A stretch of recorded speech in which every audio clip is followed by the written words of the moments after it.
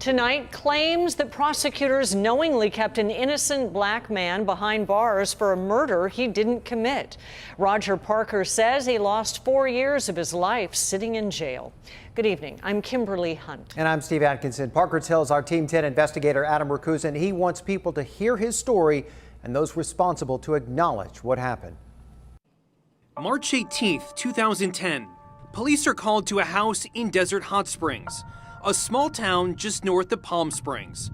Inside, they find 29-year-old Brandon Stevenson dead. I still can't get the scene out of my mind. That's Willie Womack. He lived at the house with his then 20-year-old roommate, Roger Parker. The night of the murder, Roger says he was staying somewhere else. They told me the police were at my house. You know, they got my roommate Womack. So I'm trying to be responsible. Got dressed, real quick and ran up there. What happened next would change Roger's life. I can't forget about it. I would never forget about it. Roger says he was taken to the police station for questioning and accused of a murder the evidence shows he didn't commit. In all, Parker's interrogation went on for about 15 hours. In the end, he says he told them what they wanted to hear, so it would stop. It took probably like 20 minutes just to get everything out.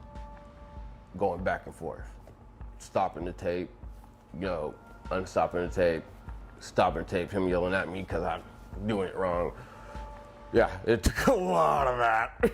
They yelled at you because you confessed in a way that they didn't like? Yeah, that, believe it or not, yes they did.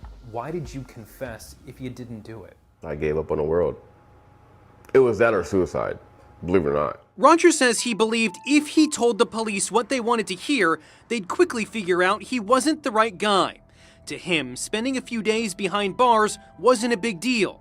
He'd grown up in the foster system and had been in and out of group homes and mental hospitals. I always thought there was a good possibility that I would be released. That gamble was wrong. Roger's case never made it to a preliminary hearing where a judge decides if there's enough evidence to move forward to a trial.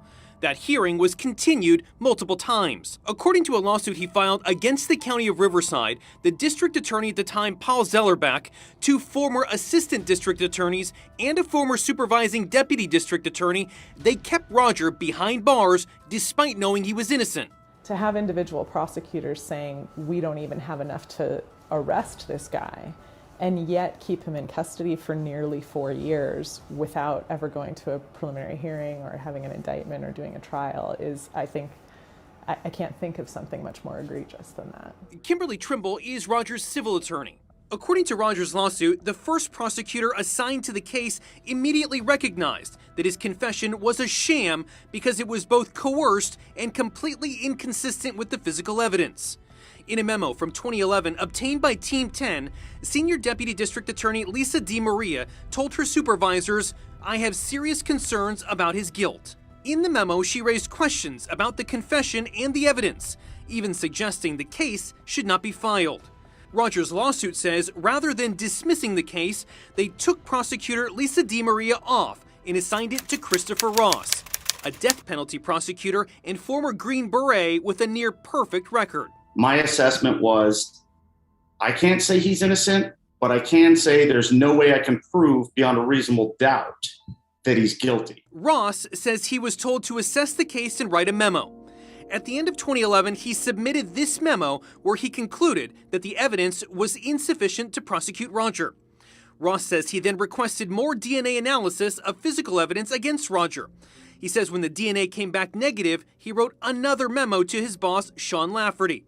This time writing, "Dismiss the case as it appears rife with reasonable doubt." Mr. Lafferty was upset that it came back negative. He told me not to turn it over to the defense attorney.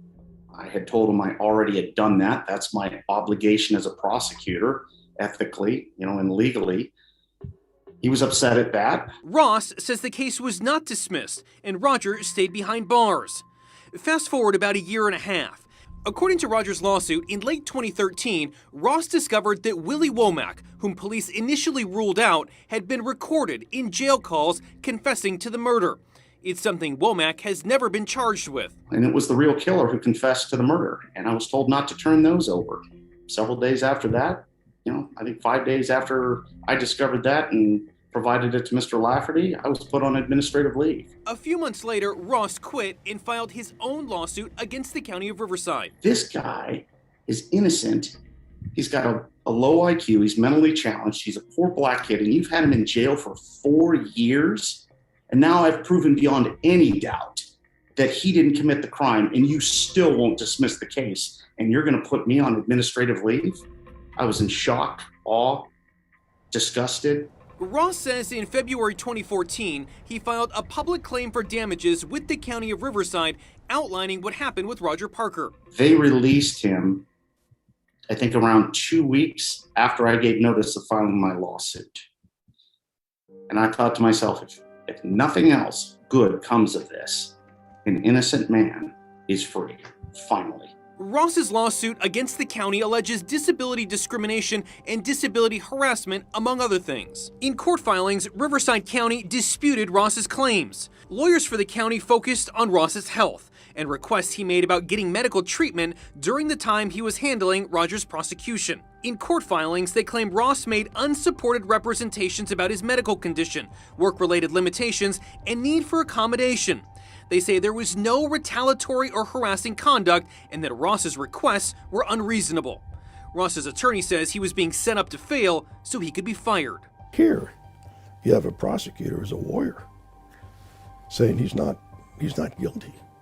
We need to let him go, and he gets fired for that.